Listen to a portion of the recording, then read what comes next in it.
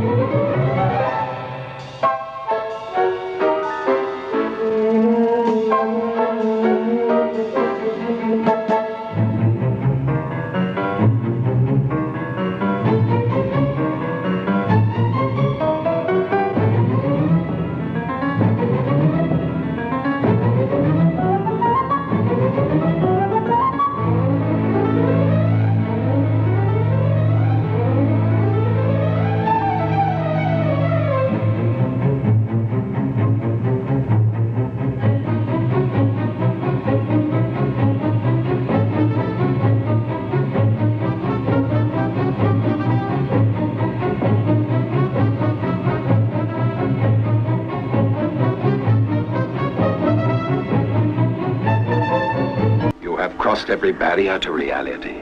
They're coming to get you. You.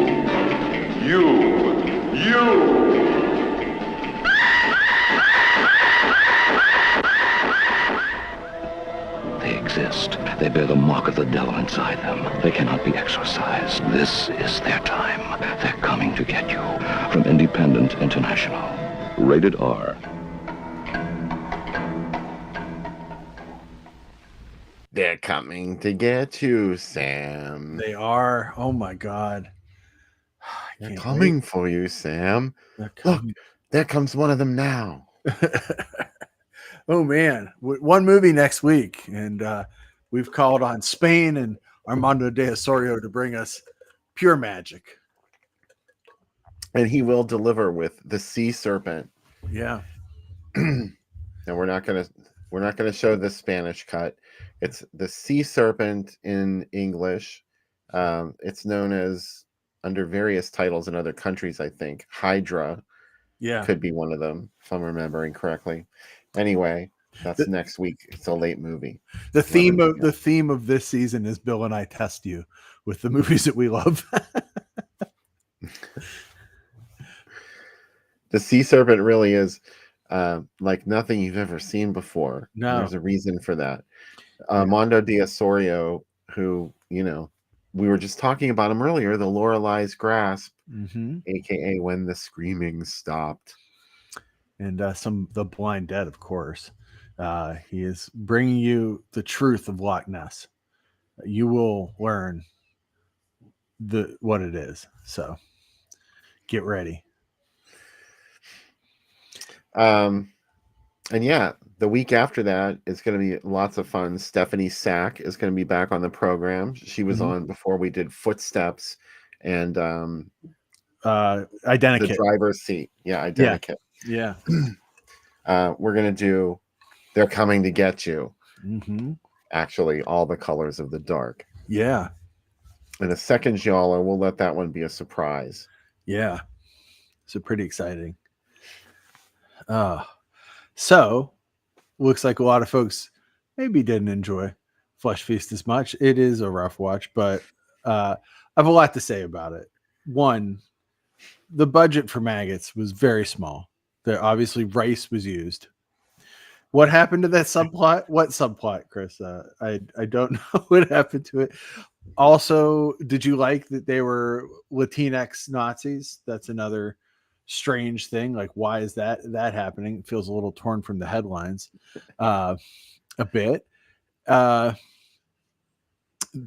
Also, who did the special effects were special, and by special I mean special education for this movie. I could say it less politically correct, but let's just say that special effects were not good.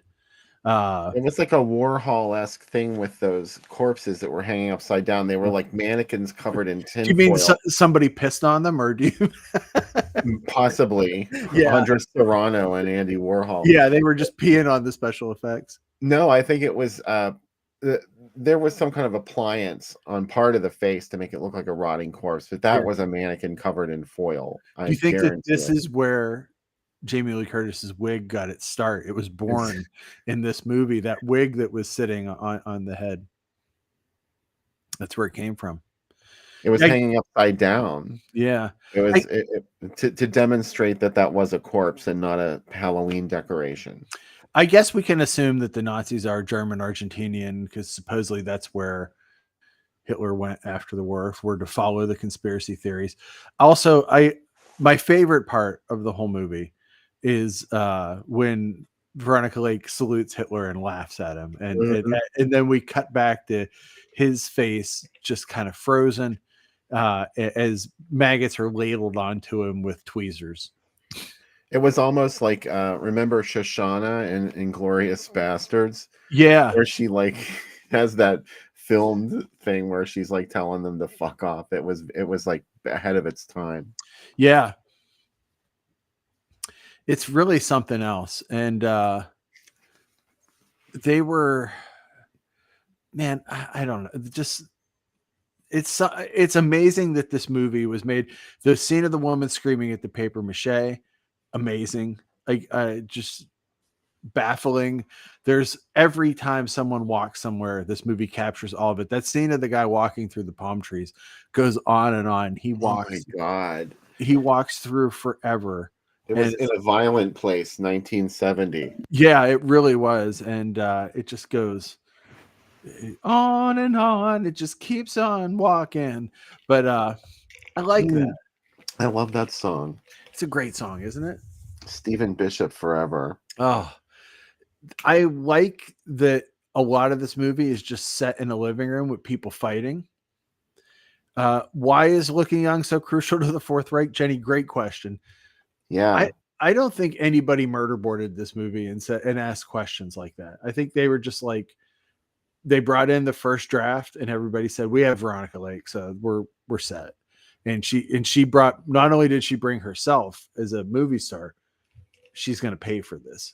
And everybody, you know, also I like that she's part of the plan so long. Like, Hitler's already dead. This is such a far reaching plan. Like, isn't there a chance that Hitler could escape this and not get killed again?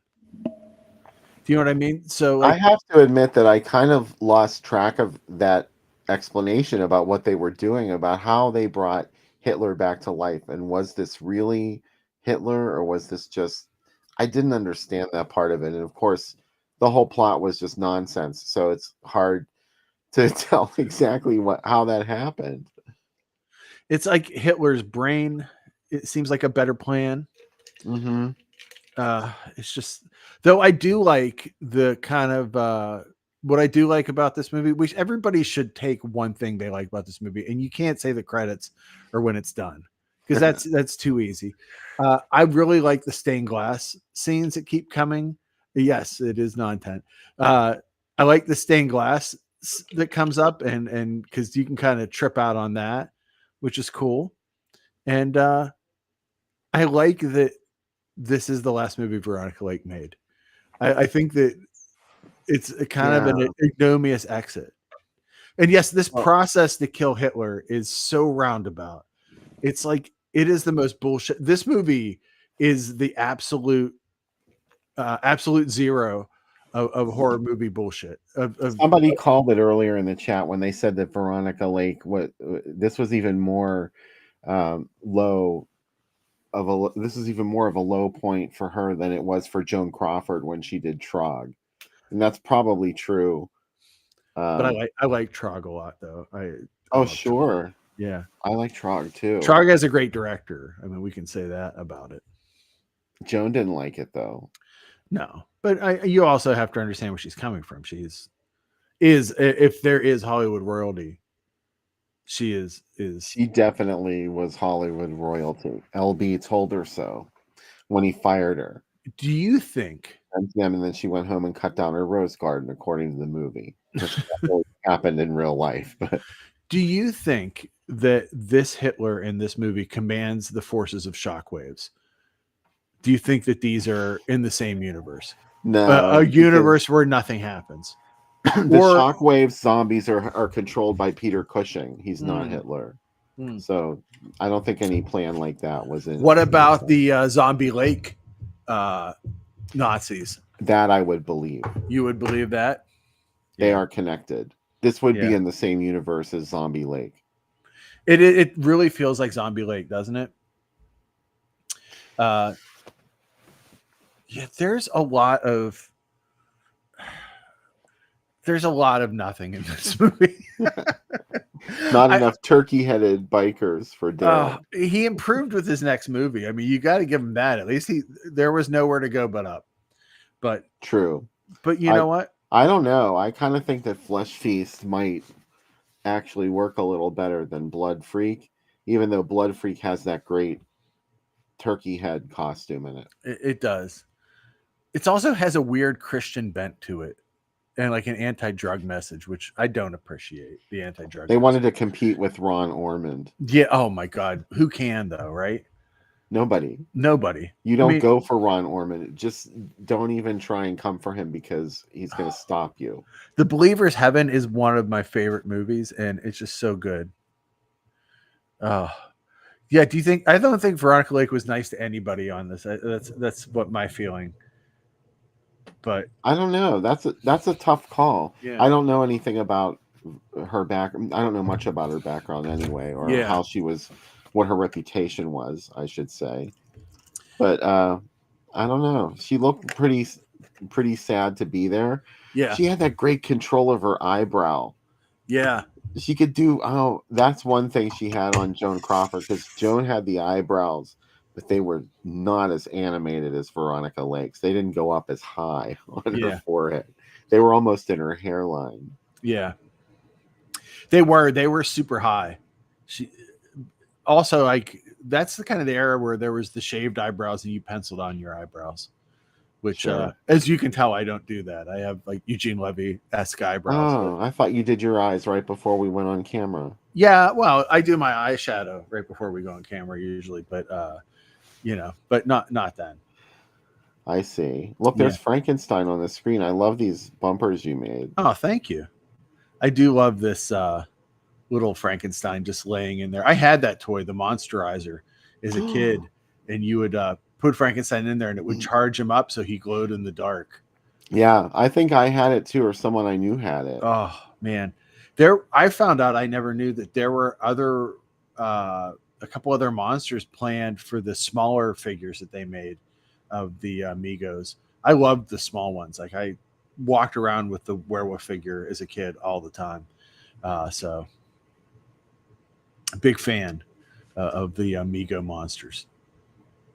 Jenny, there was a thing between Veronica Lake and her coworker, just like there was that subplot that didn't go anywhere about the young couple that met on the stairs. And then that's the last you hear about them. And I love that they're doing experiments on corpses in the basement and maggots are eating dead flesh. It's got a stink in there. No one in that house smells that. Also, when you consider that they're in Florida, so it's not like, it's hot, as we've talked about numerous times, and it's what do you call it? It's humid. Well, they don't have basements in Florida, so I don't know where that was supposed to be. This movie just it exists in a world where Florida has basements. I think we just have to go with it. A lot. We did do the Night God Screams. Yeah, I was just looking it up. Yeah, I thought that we did. Yeah. Why do they all live in the same house? Another great question, Jenny. I don't know Yeah. why they all live there. There were people living under that same roof that had no idea what was going on. But she's like, oh, I think they're making corn liquor in there.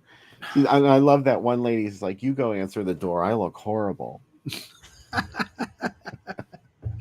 I think they're making paper mache down there with Andy Warhol and Serrano. I think that's what they're doing, and they're peeing on it. It is such a weird setup. Keith Haring's going to show up later and paint them. Yeah, you know, Grace Jones. When I was a kid, speaking of Jenny brought up the Facts Life setup, I really always wanted to live with all my friends in a house, and we did do it. Chris Erickson and I did live together for a while with a bunch of our friends. And now that I'm older, like when you get older, like I don't want to live with my friends. Like, yeah, do you know what I mean? Like I just want to live in the basement, like I do now. Like I just like my days of like if I lived in a house with that many people, like do people just beyond finding the corpses? Do people just accidentally like how many bathrooms are in there? That's a really good question.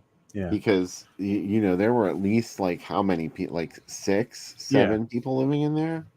It's like a cat situation. You want at least one litter box per animal plus one, right? So you need a couple bathrooms. So I also the beginning of the movie spends a lot of time in that airport and we have no idea what's going on. But how about those telephone booths that you had to walk down into? Oh my God. I was obsessed with telephone, but I still am, really. Yeah. You know, the Scottish Rite Cathedral in Newcastle Yeah. still has one of those telephone booths like that. We went to a wedding there in January, and my friend's daughter got married there. And man, it is beautiful inside there. That place is so cool. I love that place. I saw WrestleMania 4 and 5 there on closed circuit. It's pretty sweet. At the Scottish Rite Cathedral. There's a nasty, funky smell in there, though.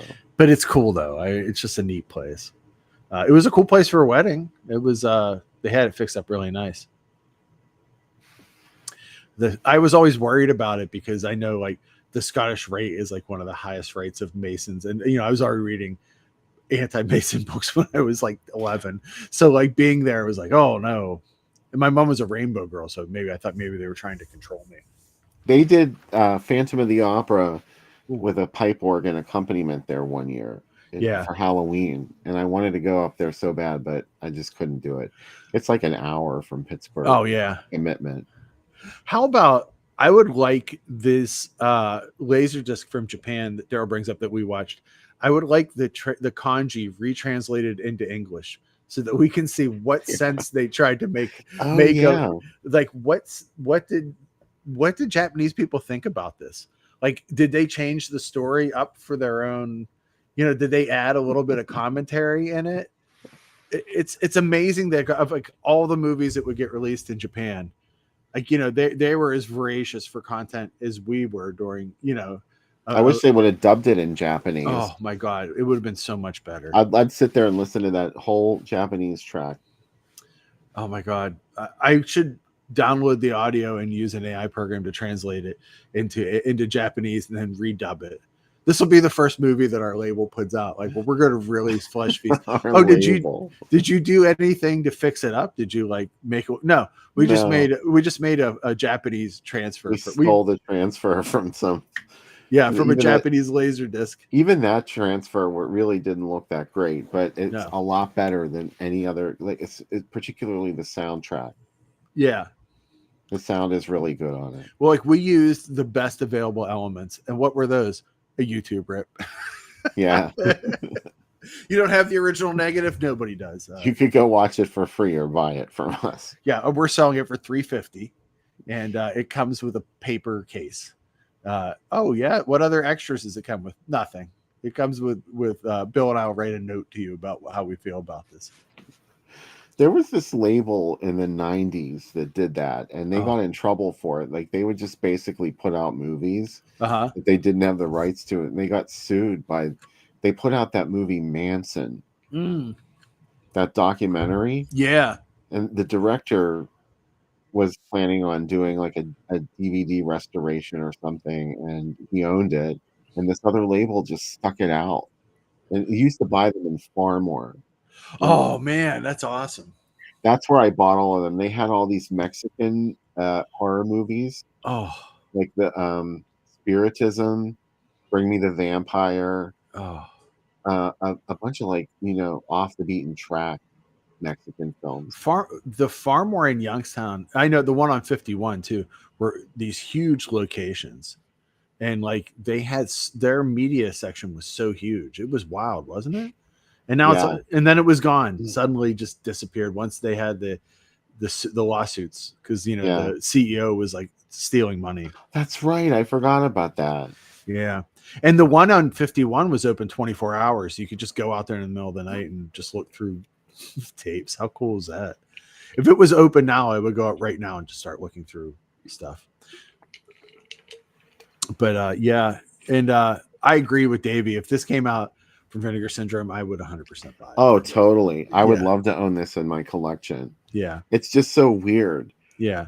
I think it's really bizarre, truthfully, especially because Veronica Lake is in it. Yeah. It's funny because my mom usually asks me like what we're showing, and I said, "Oh, we're showing a Veronica Lake movie." And she's like, "Really? Which one?" And I said, "Flesh Feast." And she brings Hitler back to life just to throw maggots in his face, and then she salutes him. The end. She said, "Why?" And she said, "Why would you want to make people watch that?" And I said, "That's the whole point of the show." It was all about this. That's this entire movie was building up to, was this revenge plot she had to take revenge on Hitler. She had to buy a house big enough to have all these Nazis come up from Argentina. They were all going to stay there. She had to get the right people together. She had to figure out how to bring things back from the dead. This is a long revenge plot when Hitler's already dead. Like the revenge is complete. Like he's already dead. You don't have to. I hate you so much. I'm going to bring you back from the dead and kill you again. And that's what she did. Beverly Wilshire, says Davy Collins about that label. I guess that had to have been it. Yeah. They went out of business though when that Manson DVD was. The director sued them, and then you couldn't get them anymore. Like they just disappeared. I had pretty much rated the entire section of anything good that was left. I did not get the Bloody Vampire, I don't think. But they were cheap. They were only like $5. Oh, I remember there was another label that put out what do you call, like Things to Come, and there's a ton that digs. But I remember they had like yellow cases, and there was another label that put out stuff at Target that came with popcorn, like shrink wrapped onto the VHS. I remember that. Yeah, because I'd rather buy my popcorn after it's been shrink wrapped on a DVD for a couple of months. Yeah, and especially if it's sat in the store for a while. That's what I wanted. But you know what? How many years has this product been sitting here? That was like bespoke popcorn. I watched some video the other day of some guy talking about his bespoke Nightmare on Elm Street UHD box, and I was like, what the fuck are you even talking about? Like, what does this word even mean? Like, did you hear that word somewhere and you just want to start using it? And I just got really angry. It was one of those days I tell you about, they happened, Bill, where the whole day I've been reading stuff on social media and I just let stuff go and I let stuff go. And then one person innocuously says something stupid. And I'm like, nuke this dude from orbit. and then I just go fucking nuts. It's the only way to be sure. It's the only way to be sure. And I'll say, and they'll get a comment that's just like, what the fuck is wrong? And it starts with that. Like, there's no nicety whatsoever. And then I feel bad afterwards and I feel really guilty. What I should do is I should just log off social when this happens. So nobody on this show is going to get hit with this. They're not going to get one of these outbursts from me, but there are times outbursts when outbursts. Yeah. And it's just, it happened last week and I told you about it. It was going to happen because some guy kept posting on Twitter. He posted like 9 times about how after after who can torture a duckling, the Fulci started making movies that were all about blood, and that his movies became nonsensical and all he did was gore. And I told you it, and you said don't engage with him because I know how you're gonna say it. And he just kept saying it over and over and over, and he said it like 9 times, and he was calling people brother and calling people bro and gent. And I was like, I want to fucking kill this guy. And I was like, yeah, Fulci only made nonsensical blood movies. That's why he made 2 White Fang movies for children, and then Dracula and the Providences. I said there was 9 years between this movie and Zombie, the movie that you think it is. Also, The Psychic got made, which is not a nonsensical movie and not a movie dependent on gore. And The Psychic is art. Yeah, and I was like, do you even know what art. the fuck you're talking about? Like 10 people liked it. This guy never responded because I think he realized at that point it was like a road rage incident, that he realized that this guy is screaming in the car next to him and I should just drive, put my head down and keep driving. And it was just like, did Fulci need defended from the grave by me? No, 100% no, he did not. But would I do it? Yeah. If this guy had dared say something about Raf Donato, aka Joe D'Amato or Bruno Mattei, it would have been even worse. I've been like, come on, bro. Bro. Fuck, what are we doing? Anyways, you want to see what came in the mail this week, Bill? So let me get on to more positive subjects. Sure, yeah. I went to a horror movie flea market today and it was super awesome. It was $5 to get in. And it was in a hotel and it was great. And there was a lot of different labels showed up unbeknownst to me. So Future Video was there, and I didn't even know they put this out. Sons of Steel, an Australian musical post-apocalyptic movie. I don't know if there's anything that I am more ready for. So super excited about that. And Severin was there, and they had some. So, and why didn't I have these? We got Double Target, little Bruno there. And then we had Cop Game. So very exciting. Bruno movies. Brett Halsey's in this one, and Bo Svensson and Donald Pleasance and Lucio Fugosi is in this. I mean, come on. It's a Sam cast. And Miles O'Keefe. Oh, come on. You can't get better. And finally, a movie that we showed on the show that Bill and I have talked about a million times, but I finally got it. We all know that this is not a women's picture, as the ads remind us repeatedly, but Corruption. And Bill and I were talking about it in between the movies. And I love this movie because Peter Cushing fucks in this movie. Like he's totally, he has a big, he's like an Austin Powers kind of outfit. Also, this movie is Eyes Without a Face. Eyes Without a Face exploitation.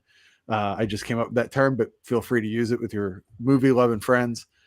And also, a woman gets burned with a photography light because Peter Cushing gets in a fight with a guy. He walks into his house and someone's taking nude pictures of his girlfriend. An astounding film.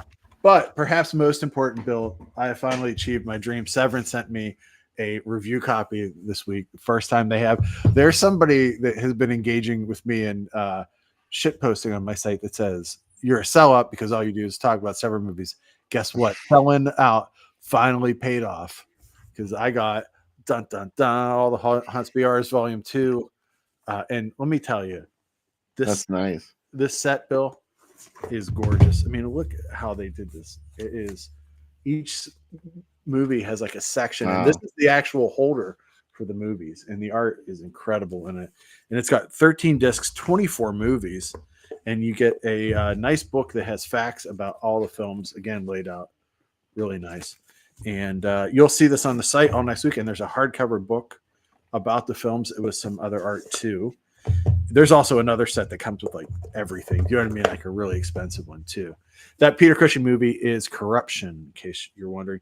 But man, Bill, I watched Who Fears the Devil, aka The Legend of Hillbilly John, on this, and oh my god, that movie. We were talking about that earlier. God, it's a musical about fighting the devil through song, and the occult of North Carolina. $30,000 movie. Severin Darden's in it, and he does the introduction for it. It's great. RG Armstrong's in it. It is literally a Sam cast. Do you know what I mean? It's like, man, they got everybody. Susan Strasberg. Like, it's like everybody that I want to be in a movie. Oh, I honestly believe that just a little bit of Strasberg is enough to Oh. change you forever. It's the best. But yeah, that Legend Hillbilly John is so great. I've been wanting to see it for years. I kept putting it off for seeing it. And there's one scene in the beginning, Denver Piles in it, Uncle Jesse, obviously from Dukes of Hazzard, but he decides that there's a thing where all these different backwoods magicians dream of doing this thing called the Defy, where you actually, it's the devil went down to Georgia. They want to play guitar against the devil and try to outdo the devil, but you need a guitar that has silver strings. So he melts down some silver dollars to do it. And then they find out that the government is in league with the devil. And that's why silver dollars don't have pure silver in them anymore. And the devil beats him so badly that he breaks the film, and the film rips in half while you're watching it, and the sprocket holes fill the screen. I just started jumping up and down screaming like at my desk. I can't not believe this movie. There's also a bird that looks like, what's that one Japanese movie with the crazy looking bird? It's not a Japanese movie. No, it's not Japanese. What one is the giant that? claw? The giant claw. Yeah, it looks like the giant claw, but better, and it's stop motion, and it is. This movie is almost like an anthology film about these stories. The guy who actually wrote them wrote a lot of comic books too. He wrote a lot of Phantom Stranger stories. It is very, very strange. It's on YouTube. You can watch it, but the one that's on the Severn set looks phenomenal. And also, Bill, as you know, there's a Psychomania is on it, and Psychomania is so good on this. Like, it looks, God, I think that movie goes up higher and higher on my list at all times. So super exciting. We had a question here in the chat a little bit back. Lee asked, the question for the story segment: have we seen a movie worse than Flesh Feast? Yes, we have. I can't believe you forgot it. What is we showed, what do you call it? Damnation Alley. Alley's way worse. And you know what? I think here's my opinion about bad movies. I think the only bad movies are movies that are boring. If a movie is poorly made, yeah, it can be a turd, and it can be, you can make fun of it and be really junky. But on the other hand, there's like, to me, I find this movie fascinating. Like, I've thought about this movie so much. And a lot of times too, if you're seeing it on the show, Bill and I have probably watched it a bunch more times. Maybe we've Stockholm syndromed ourselves by watching it as many times, but this movie just excites me because it's so fucking weird. And I love that it escaped. Like, it wasn't made as much as it escaped. And like, I can't the scripting sessions where someone came in and tried, that's the movie. Like, someone sold Veronica Lake on this story and said, we know that they sold her with a check. Yeah, but she produced it too. She was one of the producers, and she took a lot of her money from writing her autobiography and put into this movie, supposedly. Did she make anything back? I mean, this movie played throughout most of the 1970s. She died pretty early into its run. I think she died in 73. So, but that's right. Yeah, you did say that. The one thing that you can't say about this movie is, as bad as it is that this movie has a great title, and it has a great ad campaign. and like we said, and it's playing. Now, can I think of movies that will upset you guys way worse? Oh my God. Yeah. God, we haven't even shown the Mummy theme park, which I keep bringing up. Like, that movie is going to stunt your growth. Like, that movie it's shot in a closet, and yeah, it is amazing. It also has numerous scenes of people being chopped in the head, and their head turns into like the encyclopedia illustrations that you would flip open with those clear pages. It's also a movie that spends inordinate time talking about what beer gets sold inside a pyramid that has been turned into a gift shop, that has been turned into an amusement park. I love it, but I also realize that, like, there's no way that people are going to make it through it. Like, it's going to cripple their will to live. All of that director's movies, Fernando Peseri's movies, are crazy. But, I like him. I would say that, man, The Mummy and the Curse of the Jackals is worse than this movie too, but awesome. I mean, it has a scene where a werewolf fights a mummy right in the middle of Las Vegas, and people are playing slot machines all around them. Obviously, there were no permits required for this. Also a 10-minute scene where a female mummy learns how to put on a maiden form bra, and they go through the steps of putting on a 50s bullet bra. Wow. So yeah, it's something. There are movies that I hate. I like this movie way more than Scream, for example. And I'm not talking about the 80s Scream. I'm talking about the later one. But that's okay. We all have our picadillos. Let's take a look at some ads. I couldn't remember if I actually showed this on the program or if we just talked about it on the Facebook page. But this ad campaign is the limit. Yeah. Once you're in her grinder, she'll never let you go. How could they say something so filthy in the newspaper? Yeah. This is very much a Hustler. Remember the Hustler cover of the girl getting fed into the grinder? No. Oh yeah, they showed it on the news on Channel 2, and they're like, "This is the disgusting stuff." My mom was like, "Oh, I can't believe they showed that." And I was like 9, and I'm like, "Someday I'm going to buy Hustler." I was like 9 years old. Affable pervert, as I've been referred to. Exactly. Yeah, exactly. A very accurate portrait of Sam Panico. Yeah. Anyway, this is, of course, the Corpse Grinders. I agree with Chris. Look at that little grind man. He's so cute. Mm-hmm. He's made for this job. Like, he's the perfect height. They got him the right size chair. I also like that the person in the grinder looks really happy about it. It's like a hot tub to him. Yeah. He's like, "Hey, it's a water slide. I'm getting ready to get in." And meanwhile, they've just chained some dude up behind it. He's like, "Hey, baby, let me out of this grinder and we'll go have a party." Oh, look at those thigh highs she has on. I was just. This is something I hate, is when girls wear jeans with knee-high boots. It's the dumbest look. Anybody that works social media in your ad agency is going to dress like that, like Buccaneer boots with jeans. And it's like, what are you doing? why are you even trying to prove something? How do you wear your Buccaneer boots? Yeah, exactly. Well, just with chaps. How else, right? Okay, you're doing it right then. I'm doing it right, yeah. Anyway, this was 1980. This was the 1980 reissue of the Corpse Grinders, which already had been playing theaters over and over again for years and years. So I might have been annoyed well, of course, if you didn't know this was Corpse Grinders, you had never seen Corpse Grinders. Yeah, exactly.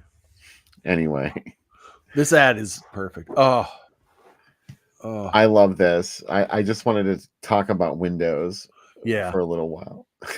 Because it makes me feel good to imagine Elizabeth Ashley, her character, who's like super rich, lesbian, and obsessive, and she buys a townhouse to spy on Talia Shire. I haven't seen this, Bill. Believe it or not. You haven't? No, but I love that Morricone's name is as big as anyone acting in the movie, as it should be.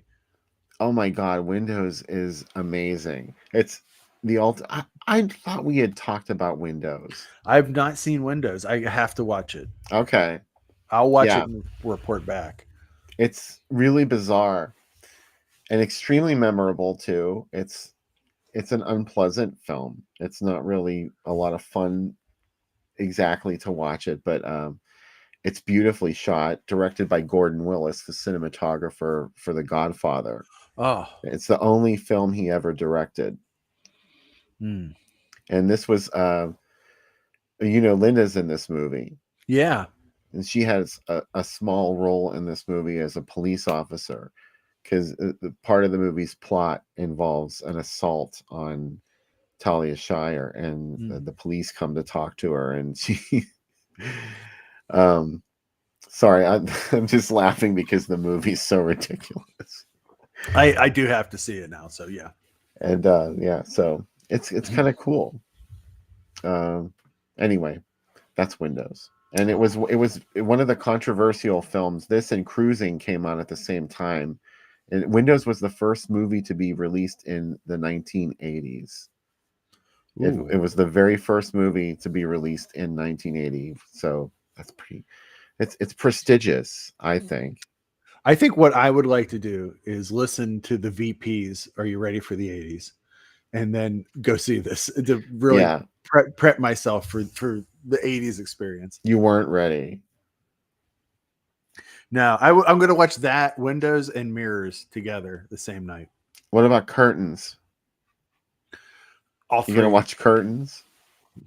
And then I'm going to watch House and put it all together with Houseu. You know what Night of the Demon is? No. Is it? No, I don't know what it is. We just did it on the show not too long ago. It's the movie with the place where the fish lives. What one's that? A Touch of Satan. Oh, yeah. Okay. AKA The Touch of Melissa. Oh, Melissa. That's what King Diamond song, Merciful Fate song. Melissa. See, they got it from this movie, I'm sure. Yeah, I'm sure he did. And you know, that other little thing, Andy Warhol's yeah. Frankenstein, not in 3D though, No. unfortunately. Oh, Flesh for Frankenstein. Flesh for Frankenstein. We are. Oh, sorry, we went back to no. that. It's why not, right? Let's get to it. There's another gallery. Ooh, look at all the fabulous things here. Wow, Without Warning and Mad Max. That's a weird combo. Super weird combo. I really like the Big Brawl and Enter the Dragon. That's Jackie Chan early trying to get Jackie Chan in the US. Airplane, thank God it's only a motion picture. Almost a Last House on the Left line for Airplane.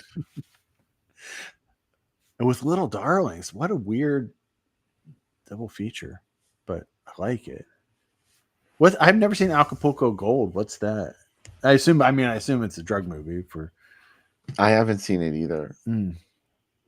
Have you seen Cheech and Chong's next movie? Oh, dude. Anytime a Cheech and Chong movie was on, it's a HBO. They were HBO regulars. Yeah. Yeah. And I've seen all of them. My dad loved Cheech and Chong movies. And as a kid, my dad would wear a headband when he cut the grass. And my dad looked just like Tommy Chung when he was younger. So I always had a special. My dad would laugh uproariously at these movies. And I understood parts of them, but I had no idea. Do you know what I mean? Like the drug stuff. I had like no idea what's going on. You knew a little bit, but not everything. Yeah, and as I got older, they became even funnier. So yeah, I'm a fan. Good? No, I was going to move on, but you go ahead. I like the one where Stacy Keach turns into a lizard. That's the best one. How about Zulu Dawn and Silent Scream?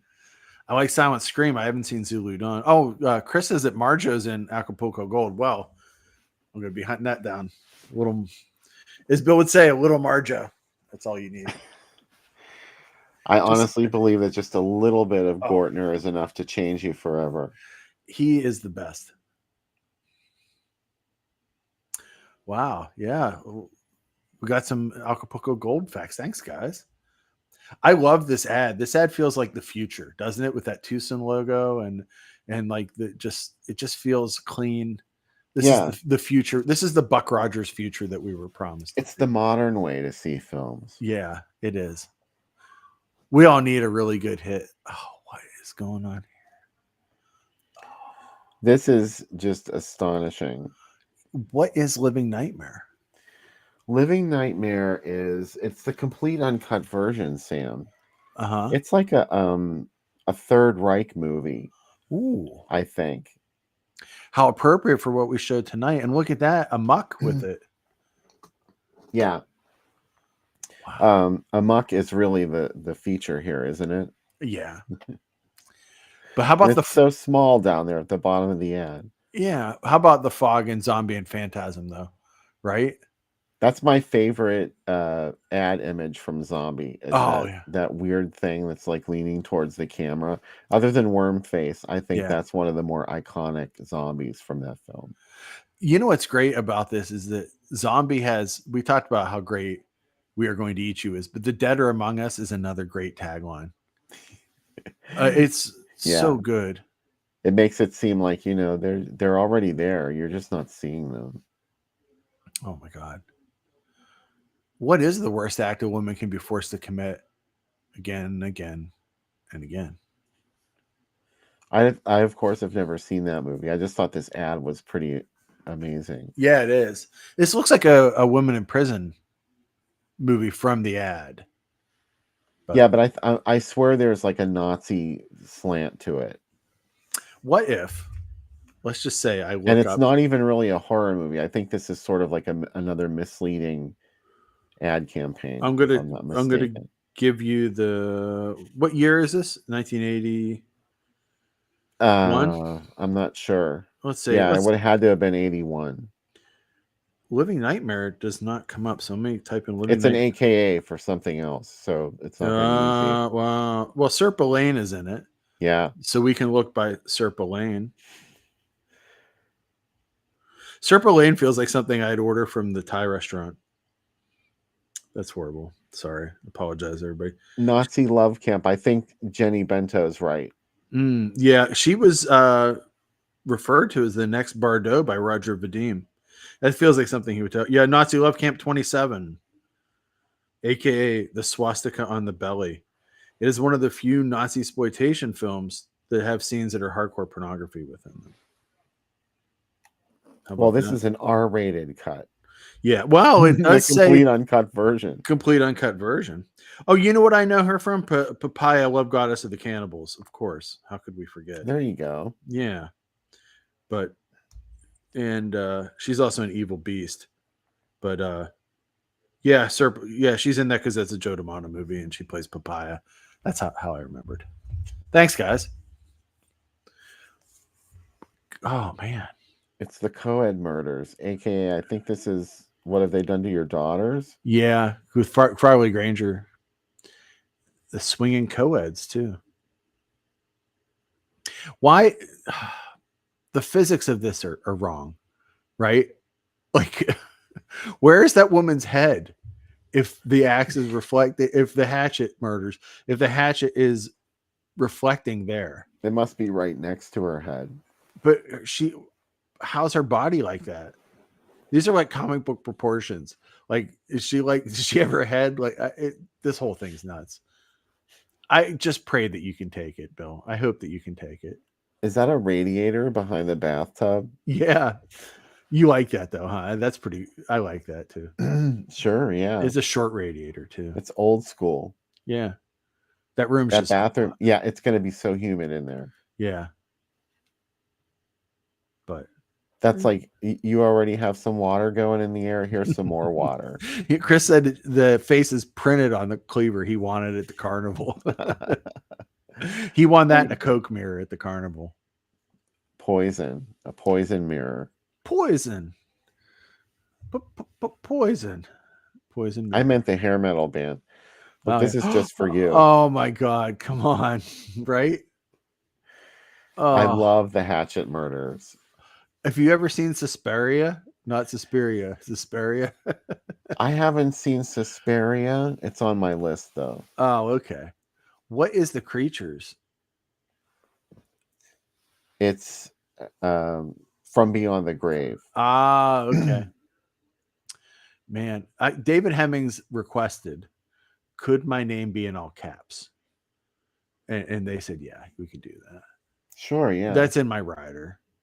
David, you're the most important actor in the film. Of course, we're going to put your name in capitals. Yeah.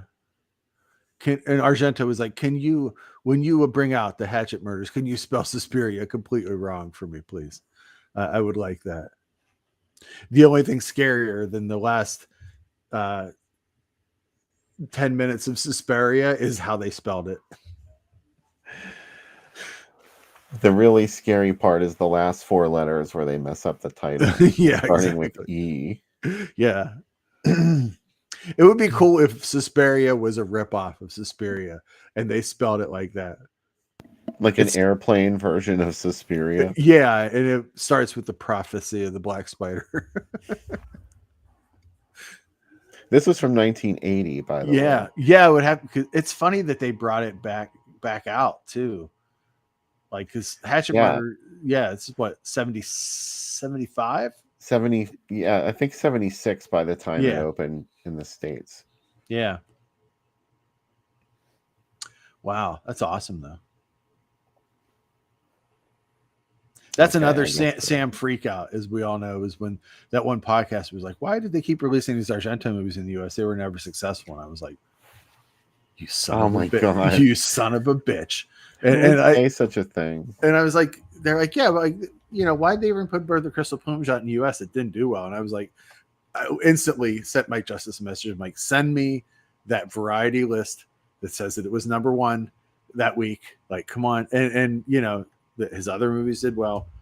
Suspiria did well. Like, don't start this stupid ass narrative. It was at the end of a bad work day. Do you know what I mean? Like, the news was bad, all this stuff happened, and I'm like, this is the straw that broke my back, and that's when it happened. Oh boy, what is happening here? Here's something else fun we can look at. Yeah, some more 1980 goodness with it's just crazy that this drive-in, the rodeo or rodeo, this is from Phoenix. Oh wow. Hey, Philip, this is from Phoenix. Yeah, I have a whole series. I forgot to tell Phil when we were on the show that he should look at the Groovy Doom page, because for the last couple of months it's all been Phoenix and Tucson ads. But I love Godsend was new in the theater, and yeah, to have it circulating and playing with Beast in the Cellar and Deranged at that drive-in is just amazing. I was playing with the Fog at the other one. Like, look at that skull that they got for the Fog. Oh, that's Trog, isn't it? Yeah. Rape Squad is playing with the Swappers and Tender Flesh, and Rape Squad is basically like a Death Wish ripoff. It's not. I mean, yeah. With that title, I don't, it's sexy, but wow. And then let's see what we got. When a Stranger Calls in Silent Scream. That's a solid. Roller Boogie and Skate Town USA, great. And we also have the Godsend with Night Child. Come on, but what? That's a great pairing. That's a great pairing. And then Meteor with King Kong is. Oh my god! That double feature needs to be stopped. Really? And what is playing with Roller Boogie? I can't read that one on the other screen. Under Roller Boogie on at Westdale. Karma. Chameleon? Yeah. Yeah. Wow. Nevada. Wanda, Nevada. That's it. Wanda, Nevada. Let's go to the black box. Oh, Jenny saw it too. Wanda, Nevada. Yeah. It's a Wanda, movie. Nevada. Yeah, Wanda, Nevada is a 1979 Western comedy directed by Peter Fonda, with Brooke Shields starring Peter Fonda. In the American Southwest of the 1950s, middle-aged vagabond Boudre Demerel, played by Peter Fonda, survives as a card sharp who moves from town to town. But his latest victory brings him unwanted spoils in the form of Wanda, Nevada, Brooke Shields, a fire-ring 13-year-old. At first, he does everything he can to ditch her until the girl catches upon a treasure map. But Wanda and Boudre aren't the only ones after the loot, as they must contend with a pair of crooks. In a nutshell, they say it is funny, thrilling, and outgoing. 5.5 stars. Fiona Lewis is in it, 100%. Lucas Skew and Ted Marklin. Wow, never heard of this movie. United Artists put it out. That was another HBO movie. Henry Fonda makes a cameo appearance, and he was paid $1,000 after Peter got a call from his dad saying that he couldn't find any work. Wow, I never saw this, Bill.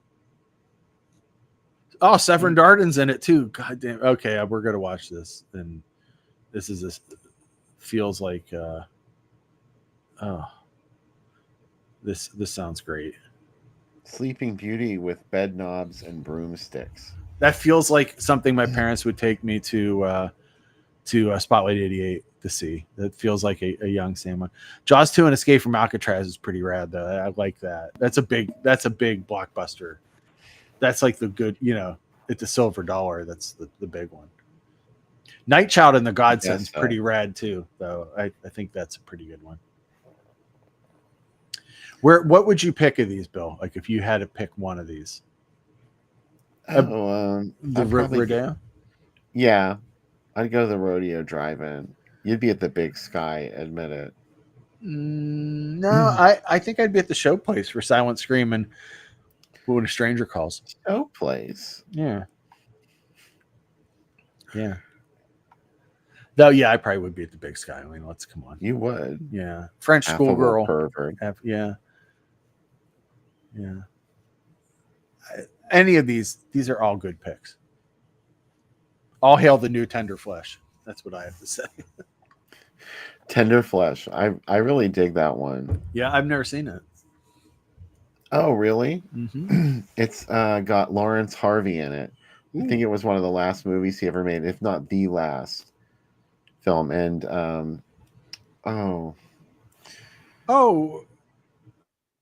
no, a it's never cannibal. mind. I got excited. It's a cannibal movie? Yeah, it's kind of like Red Wolf Inn. There's like a young girl, and she ends up. It's like it's Welcome to Arrow Beach. That's Welcome to Arrow Beach. Okay, yes, Sorry. I have seen it. Yeah, okay. I got all excited because I thought it was the Jess Franco movie, Tender Flesh, and I'm like, no, that didn't come out till '97. Oh, who was? Tell me who was in that movie with Lawrence Harvey? It was Joanna Pettit, and who was the young girl? It was Meg Foster or something like that. Oh, let's see. We got Meg Foster, Stuart Whitman, who was in Demonoid, which we just watched, John Ireland, Joan Petit, Jesse Vint, Dodie Heath, Robert Lucier, Altofi. How do you say Altovis Davis? Is that how you say her name? I think so. Yeah, and Craig Baxley. I don't know who that is. He is the guy who directed Action Jackson. He's a stunt guy. Oh, okay. Yeah, I love Meg Foster. I want Meg Foster's eyes. For me, not I don't want to like own her eyes, but wouldn't that be cool if like I had like that's like you want to own her eyes? Yeah, I'm like when you die, Meg Foster, could we have your eyes? Damn her eyes! Damn your eyes! Yeah. Now I'm really upset, Supergirl. Oh, yes. Oh man.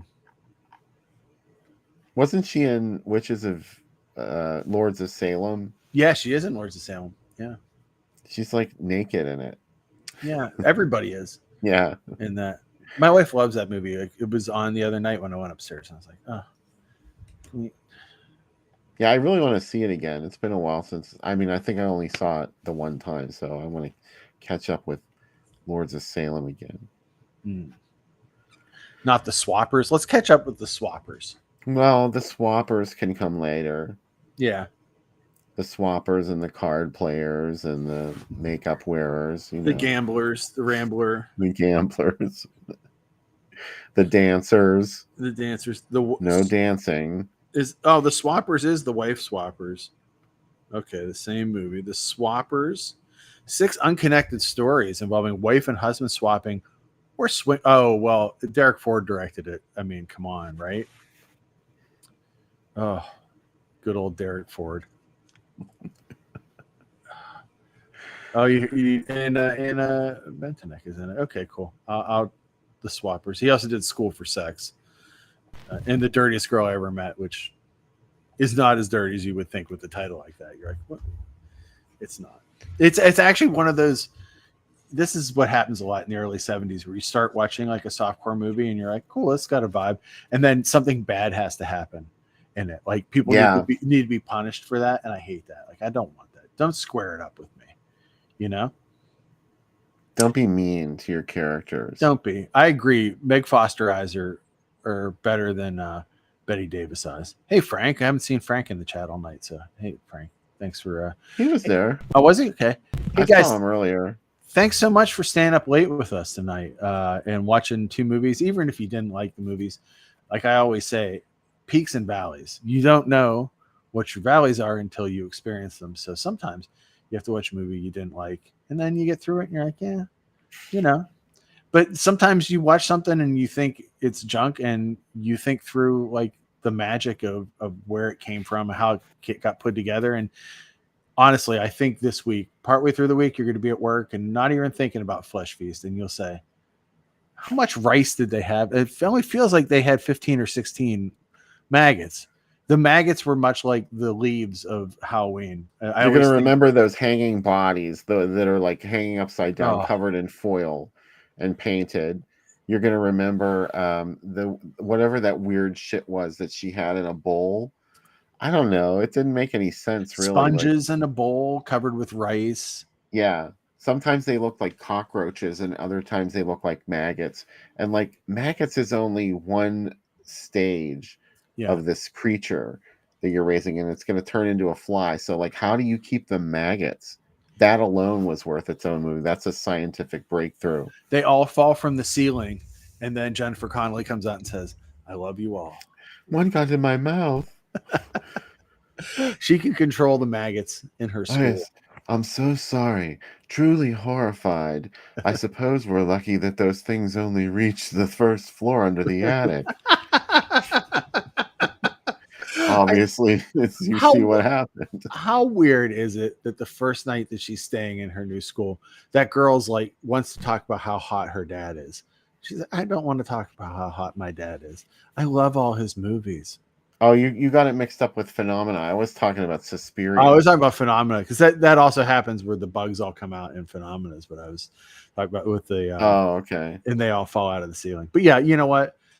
They're in the same universe, right? A world where the Nazis won World War II and and a nuclear bomb went off somewhere. This Argento universe of absolute baffling BS that I love to live in so much. Right. Right. And that you can capture the last 10 seconds of what you saw before death on a special camera.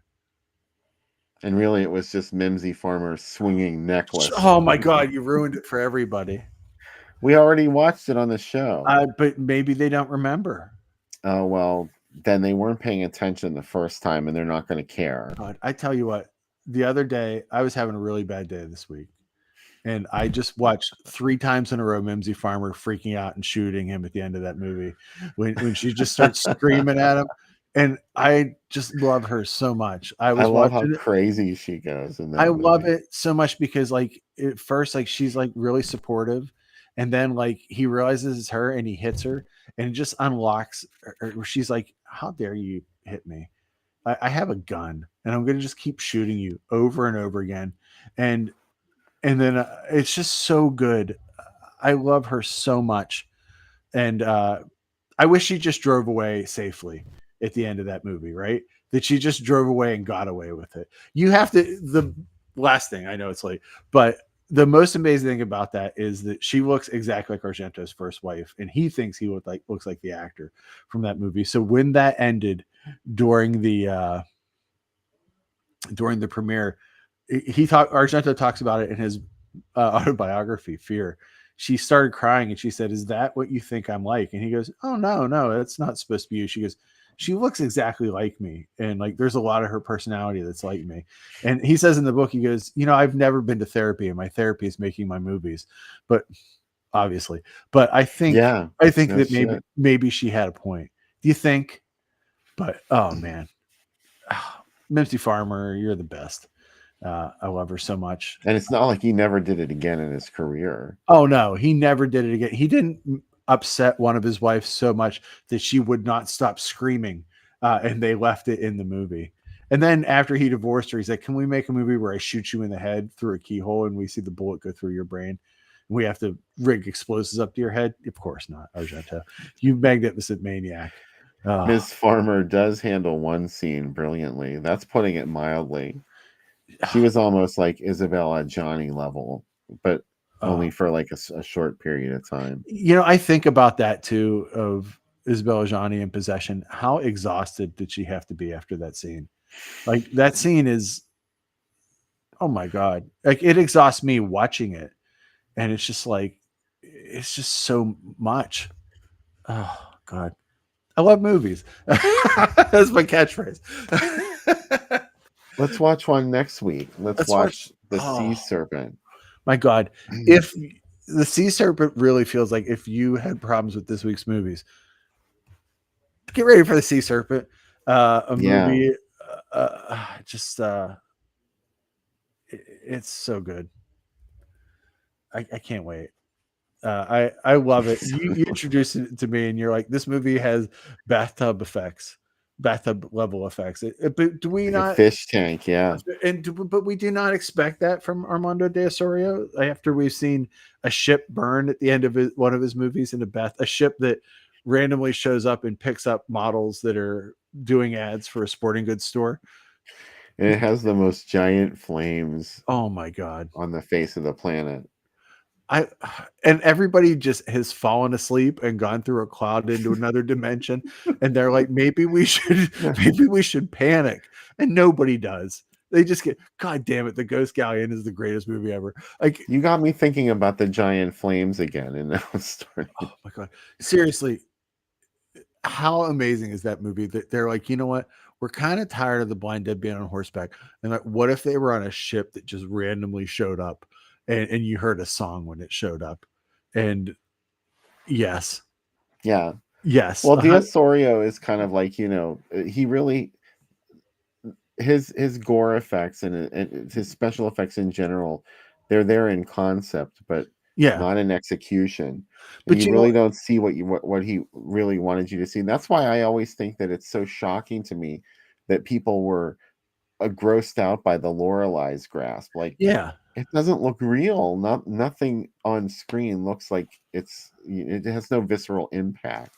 I love the Blind Dead movies because they are just, and I mean this as a compliment, mind numbing. Yeah. Where you hear their song and they're slow motion riding these horses out, and you're like, God damn it, yeah. Like, this is it's like an Electric Wizard song come to life, and it's just so beautiful. And what a world. I don't want to live in that world because I'd be killed by them. But like, I just love that. Like, also, like, de Osorio is also a master of exploitation, because he's like, you know what, this movie needs a lesbian scene too, and you're like, goddamn foreign investors, you did it again. Just a genius world of like, let's make movies about the Knights Templar and how they really did worship Satan, even though it really wasn't about a banking thing. That's a long story about the Knights Templar, but yeah, it's good. And good. I tapped out Daryl. I was staying awake till Daryl fell asleep. So good. I've done my good deed for the night. Anyway, guys, love you too, Daryl. Love everybody hanging out. Can't wait for next week. Here, hope you will too. 11 p.m. next Saturday. See ya.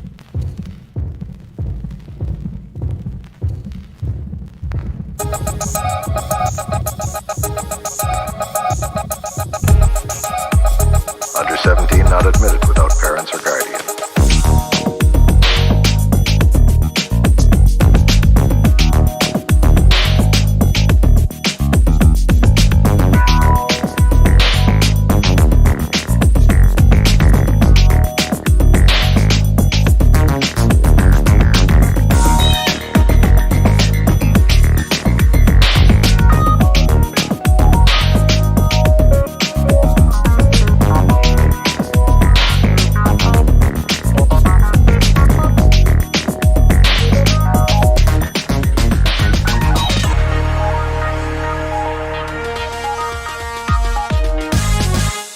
Under 17 not admitted without parents or guardian.